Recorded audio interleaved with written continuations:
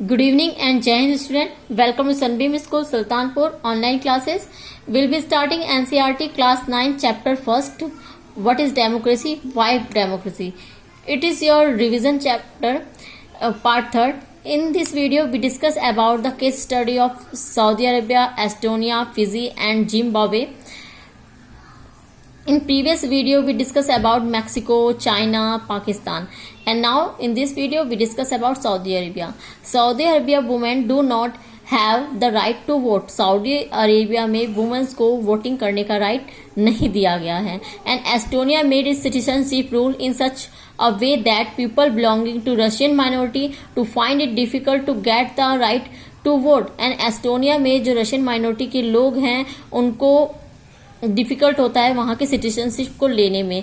In Fiji the electoral system such that the vote of an indigenous Fijian has been value that the of an Indian Fijian. जो वहां पे Indian Fijian है Fiji में, उनकी vote की value वहां के जो उस एरिया बिलोंगिंग जो वहां के लोग हैं उनसे कम है, उनकी वोटिंग वैल्यू कम है. एंड जिम्बाब्वे अपटेंड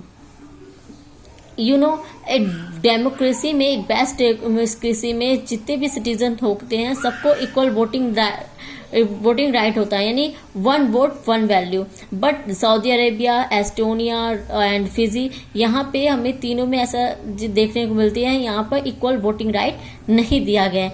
नाउ बात करते हैं Zimbabwe.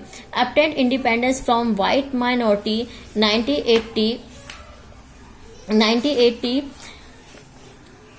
Since then, the country has been ruled by ZANU-PF. The party led the freedom struggle. जो जिम्बाब्वे कंट्री थी 1980 में जब इंडिपेंडेंट हुई तो यहाँ पे एक ही पार्टी का रोल था, जानू-पीएफ. उसके बाद इस पार्टी ने काफी स्ट्रगल करा था फ्रीडम में. And leader Robert Mugabe has been ruling the country since independence. और आफ्टर इंडिपेंडेंस जो रॉबर्ट मुगेबे इसके लीडर थे उन्होंने कंट्री पे रूल करा और वो लोगों द्वारा काफी पसंद भी किए जाते थे because he is a freedom fighter and he was freedom fighter. And election have been held regularly, always won ZANU-PF. ऐसा नहीं आफ्टर इंडिपेंडेंस वहां में हमेशा इलेक्शन होते आए हैं और वहां पे कौन सी पार्टी जीतती है, जानू-पीएफ ही जीतती है.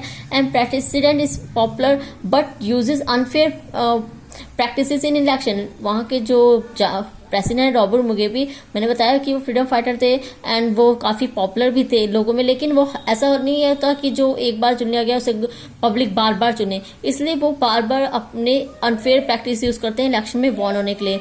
Change the constitution and increase the power president and makes him less accountable. And opposition party workers harassed and disrupted. जो अपोजिशन पार्टी के वर्कर्स है उनको काफी हरेस करा जाता है, उनको सताया जाता है, उनको डिस्टर्ब करा जाता है. And there is a law that limits the right to criticise the president. और जो प्रेसिडेंट को क्रिटिसाइज करने की है उसके लॉ को उसको लिमिट कर दिया गया है, उनको राइट नहीं दिए गए कि प्रेसिडेंट को कोई क्रिटिसाइज कर सके. And TV and radio were controlled by government and give only ruling party version. और जो टीवी और रेडियो हैं वो भी क्रिटिसाइज नहीं करते, उनको कंट्रोल करा गया है, वो केवल रूलिंग पार्टी की बड़ाइयों के अलावा कुछ नहीं शो करते हैं. And there are independent newspaper but no the government harasses those journalist who go against this. वहां पे कहने के नाम पे तो इंडिपेंडेंट न्यूज पेपर्स है, बट अगर जो भी न्यूज़पेपर गवर्नमेंट के खिलाफ जाता है तो उनको हैरेस करा जाता है. And the government has ignored some court judgement and went against it and pressurise जजेस. और जो गवर्नमेंट है वो कभी कभी जजमेंट के जो जजेस हैं उनके खिलाफ जाती है, जजमेंट को नहीं मानती है, उनको इग्नोर करती है.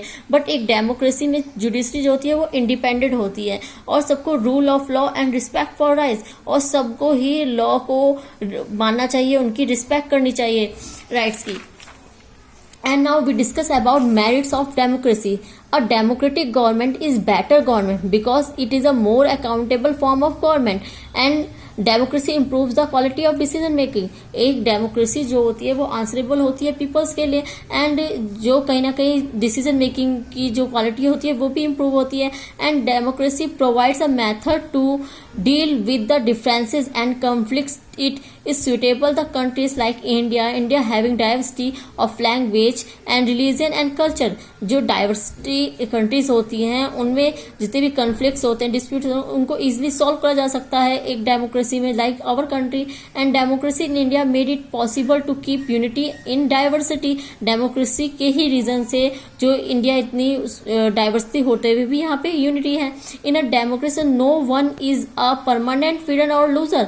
डेमोक्रेसी में कोई भी परमानेंट विनर नहीं होता कि एक पार्टी बन गई वो हमेशा 5 ईयर बन गई है तो 10 ईयर भी बनेगी, 15 ईयर भी बनेगी। लाइक आप कांग्रेस का एग्जांपल ले लीजिए, आज अभी तक वन पार्टी डोमिनेंस था, लेकिन इतने सालों बाद ही चाहे बीजेपी ने कांग्रेस को हराया और आज मेजोरिटी में बीजेपी है। तो कोई भी हमेशा के लिए विनर नहीं है, कोई भी हमेशा के लिए लूजर नहीं है। Democracy is better than other form of government because it allow us to correct its own mistake. Democracy में ही अगर जो हमारे रिप्रेजेंटेटिव कोई ऐसा लॉ बना देते हैं तो उसको चेंज करा जा सकता है, अपनी जो मिस्टेक्स हैं उसको करेक्ट करा जा सकता है, क्योंकि इसमें जो लॉ मेकिंग का जो प्रोसेस है वो काफी लंबा है और अच्छा है, उसमें काफी बार डिस्कस होती है। And democracy is in chances dignity the citizen because it is based a principle of political equality and recognize that the poorest and least educated have the same status as the rich and educated।